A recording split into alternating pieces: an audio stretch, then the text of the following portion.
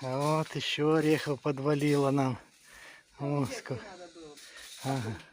Надо было встретить знакомого, надо было его завернуть, сказать, поехали. Орех. Так, надо было. О, сколько. Ну ничего. Значит, уже мы узнавали. Орехи по 10 гривен килограмм принимает. Тут недалеко. Но еще не пробовали сдавать. Вот. Продавать.